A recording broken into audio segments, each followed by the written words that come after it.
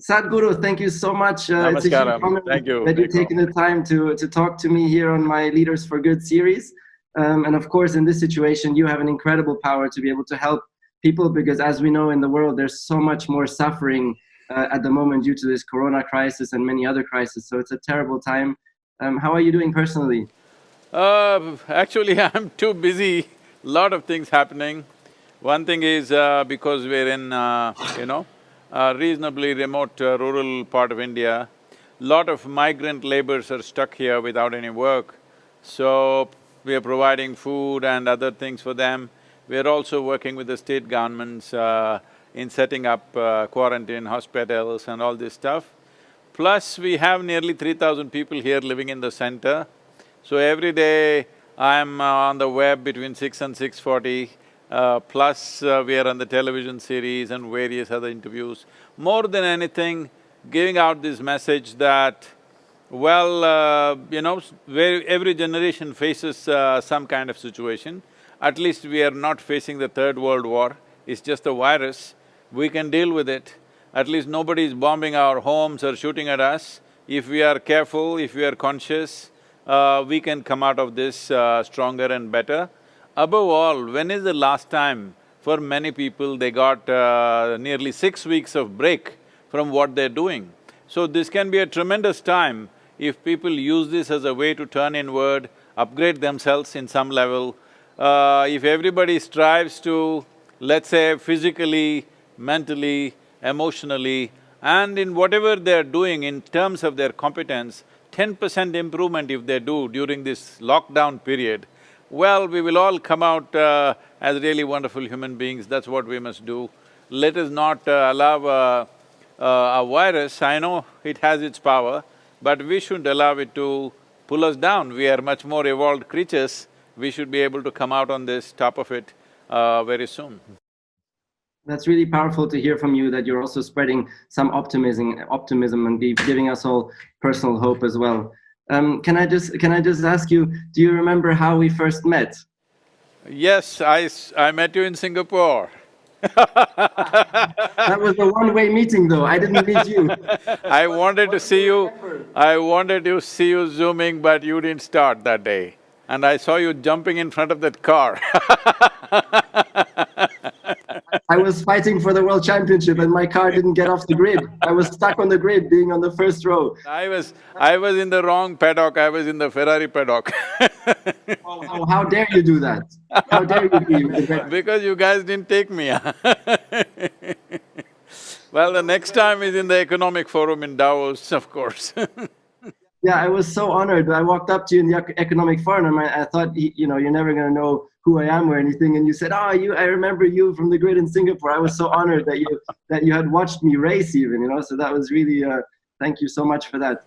I even watched your father race, Nico. That's amazing. I've been into racing since '70s, so Okay, so next time I come to India, we have a little race each other. Oh yeah, but these days I'm on the motorcycle, I hope you can balance. Oof, that's sounding a bit dangerous. I like 4 wheels usually. I'm riding a multistrada, so it's pretty good. Sadhguru, if I may, I would like to jump right into an area where hopefully with your insight we can create a little bit of help to everybody, all of my followers who are following at the moment and who may… Yeah, I thought you were too fast to be followed, what the hell is happening to you? No, and I'm slowing down for this purpose now. So I would like to… I've listened to so many of your talks over the years, even back in the years when I was fighting for the title, I was listening to many of your talks, so they always supported me as well. And you talk a lot about depression sometimes, and I'm sure many people unfortunately are struggling with symptoms of depression at the moment. And yet you say that most of it is self-caused and self-inflicted, and only a minority is really pathological, where it's really a disease. So for the majority, we can control it ourselves.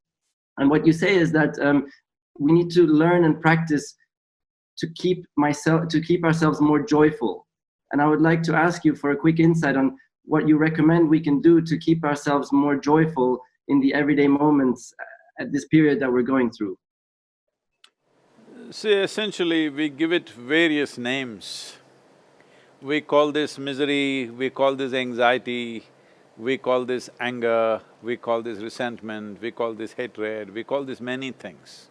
But essentially, all that's happened is, your intelligence has turned against you. Once your intelligence turns against you, then no power in the world can save you. It doesn't matter where you are, you may be in the best possible situations, but misery is inevitable because your mind has turned against you, your own intelligence is working against you. This is like, suppose right now, show me your right hand. Suppose it starts beating you in the face. What will you do? Those Reuben and whoever else around you, they will initially they won't try, dare to touch the ace driver, but when he starts bleeding, they will come and hold you. They don't want to let you go. What are you doing to yourself? But you won't listen, you start smashing yourself up. Then what to do? Tie up your hand to the chair on which you're sitting. But that also did not help. Then what to do? If it goes to the extreme, if it becomes too damaging, somebody will have to amputate that hand, which is causing so much damage to you. So when you do it with your hand, it's very obvious. When you do it with your own thoughts and emotions, you think there is some exotic name to it. No, all you're doing is you're thrashing yourself with your own thoughts and emotions. Everybody has an excuse, why I do this? Because my car didn't start, because my wife is like this, because my husband is like that, because my job is like this. Everybody has some excuse. Right now everybody's excuse is, because I'm not able to meet my boss, mother-in-law, everybody is stuck somewhere else, I'm just stuck at home with my loved ones and that is the problem. Can you believe it? All these days people were complaining going to work. Today they're complaining they cannot go to work. So I'm saying the problem is just this, that your own intelligence has turned against you because the nature of human intelligence is like this. It's on many different levels. One aspect of it is intellect. If you ask anybody, do you want your intellect to be sharp or blunt? Of course they will say, I want it sharp. So we gave you, let us say, a very sharp knife, it's a cutting instrument. Now, the hand in which you're holding the knife is not steady, so you started doing this and started cutting yourself. Now you think knife is the problem. Knife is not the problem, the hand that holds is the problem. So we have done nothing about stabilizing our systems. We have been given an intelligence and an awareness which is way ahead of any other creature on this planet. You know, this Charles Darwin is an English guy, you heard of him. So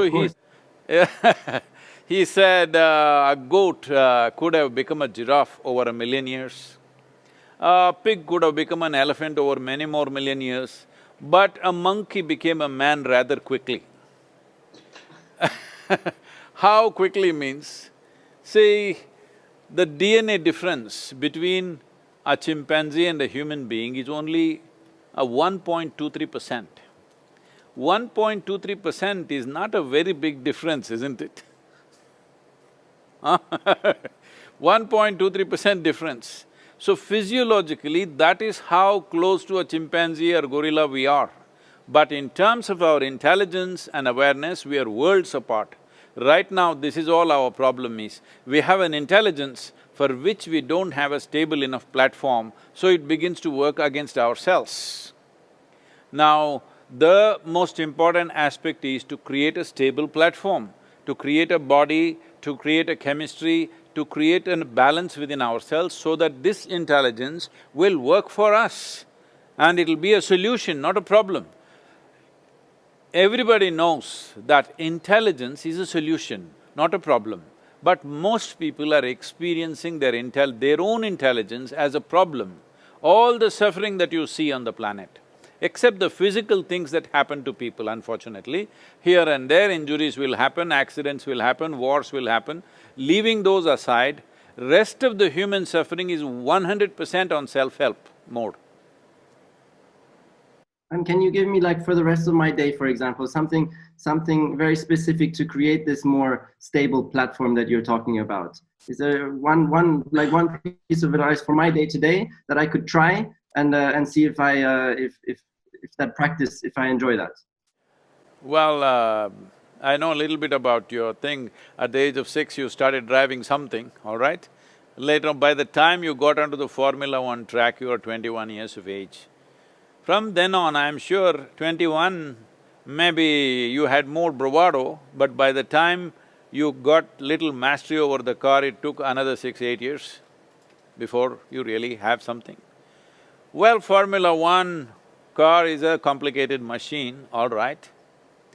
But tell me, isn't this human mechanism the most sophisticated machine on the planet? Absolutely. It is far more complex and sophisticated than a car, whatever kind of car. So when you take so many years just to get a handle on a car, why do you ask me, tell me some tip that by this evening I will be fine? Over this machine, why? So we need to start somewhere. That is okay. Can I get started? Can I get started because there was a starting problem I saw. That's why I did not say, give me the solution for all of us, so that today we could just all become joyful. It's just give us one starting point, potentially in a meditation or something, where tonight, just before going to sleep, we can do one practice inspired by Sadhguru, which might begin… That we will do. No, but I'm saying, for our lives. this is the problem that everybody has. Sadhguru, give me one tip so that everything will be fine with me. This is a very, very sophisticated machine. This needs much more attention. And this is made in such a way, if you pay attention for an entire lifetime, still it goes on, as you explore it gets more and more profound, more and more fantastic, you know, and your ability to use it can be greatly enhanced. How do I start? Well, the simple way is just this. The most fundamental thing, the most fundamental misunderstanding people have is, I'm sure in some of the videos you might have heard, but for your audience, I will not call them followers because I don't want anybody following a Formula One racer. I'm very careful, Sadhguru, I'm very careful.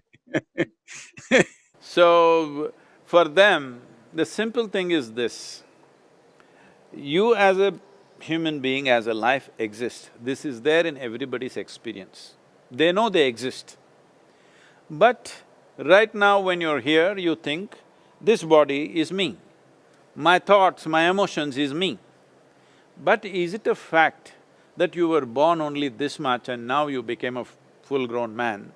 That means slowly you gathered this body. How do you gather this body? From the food that you eat. Where did the food come from? From the earth.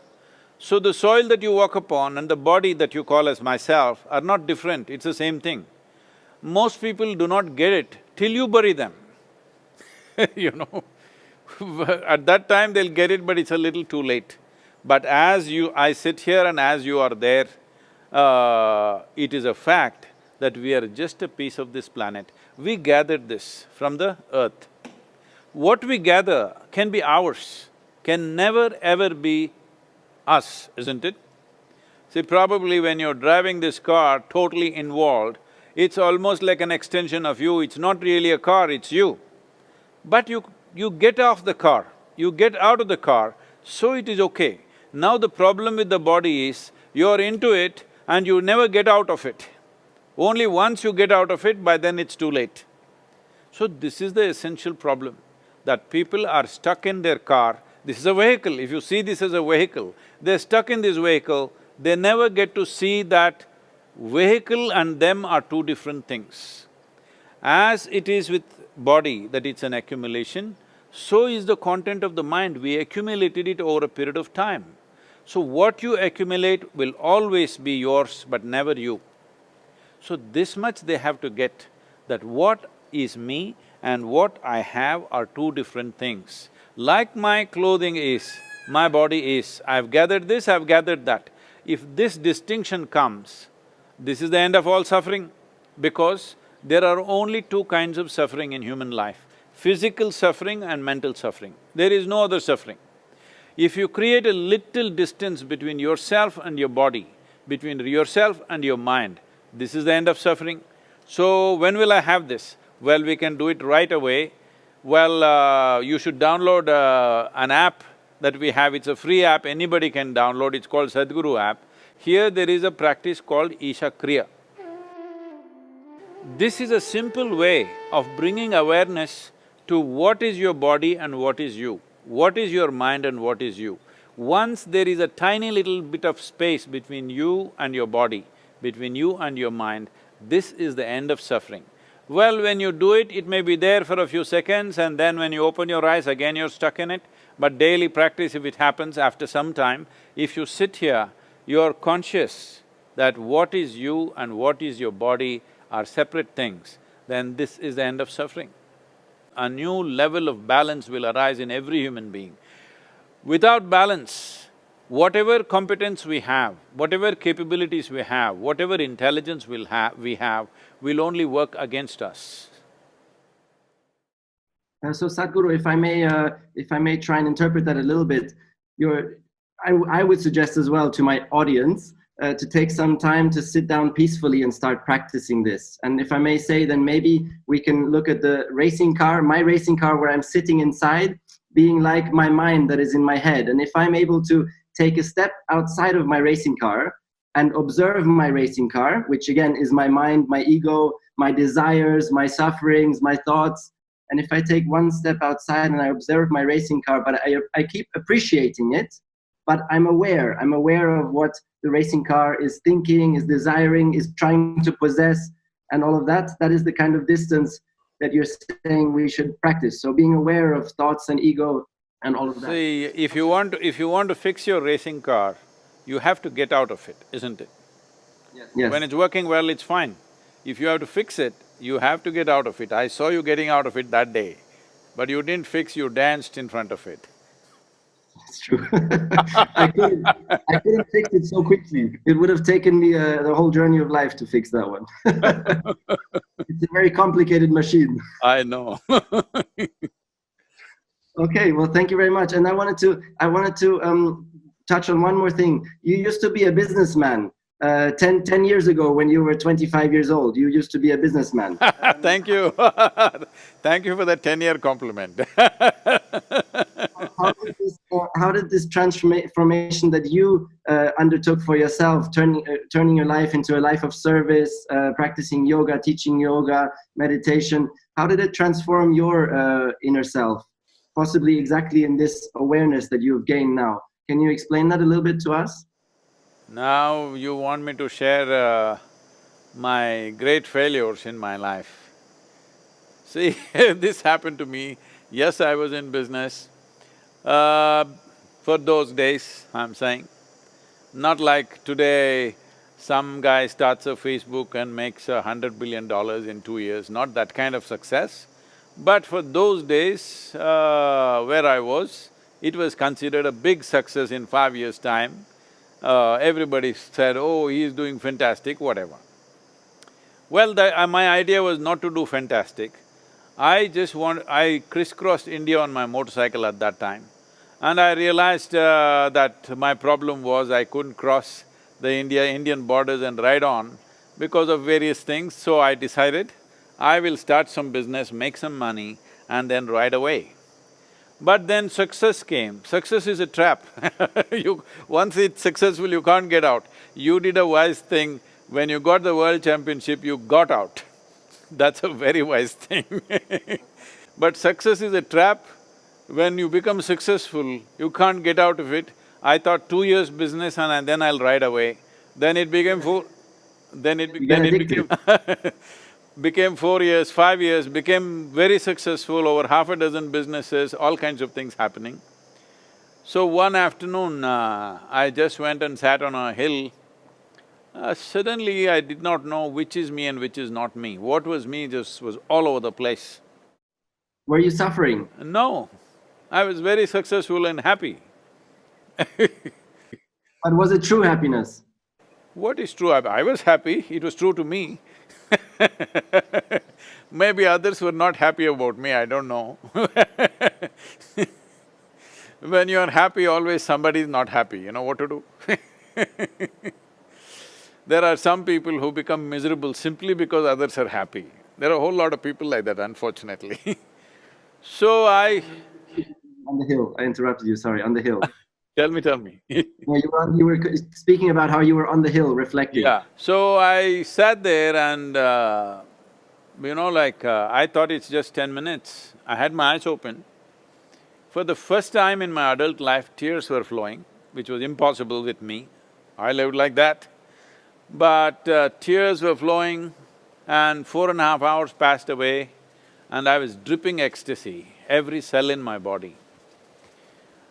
Then I had no explanation for this. I was such a super skeptic about everything. I thought maybe I'm going off my rocker. Really, I'm losing it. Because if I look like this, I don't know where is me, where is not me, everything looks like me. I just couldn't come to any… For everything I had to have a logical explanation. For the first time, my smart logic felt like a dumb idiot, which I didn't like, but it was too fantastic. I was just dripping ecstasy. So naturally, when this happens, because I did not grow up in any spiritual backgrounds or that kind of traditions, I just grew up completely different. So, the only thing is I had to ask my friends, what do you think is happening to me?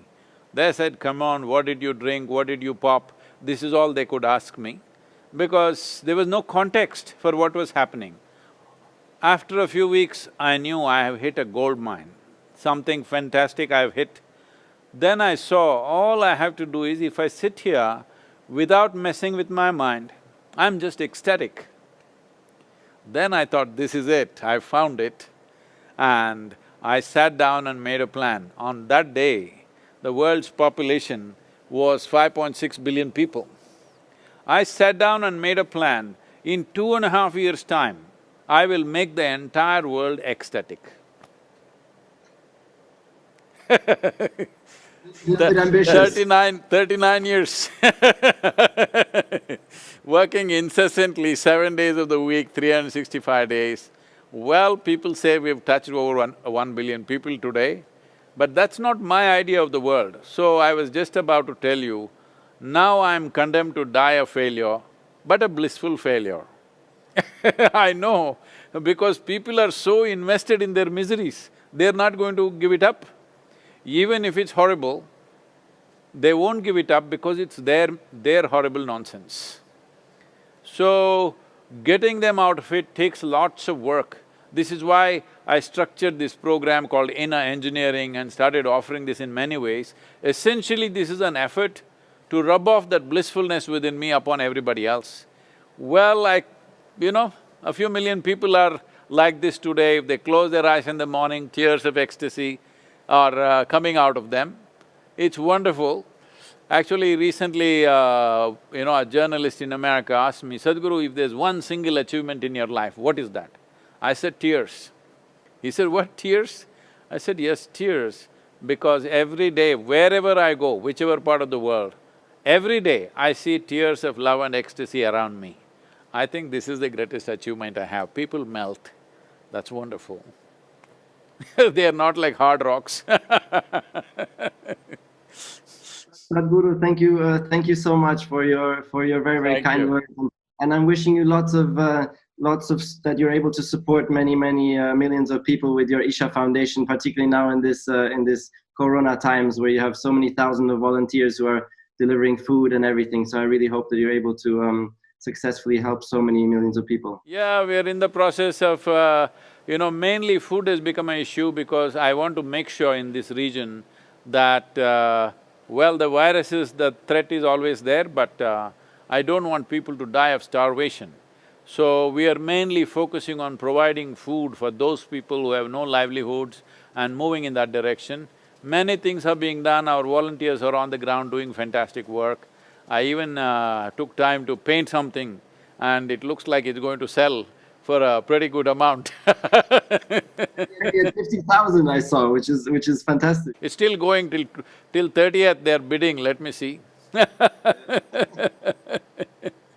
Come to India sometime, Nico, it'll be interesting for you.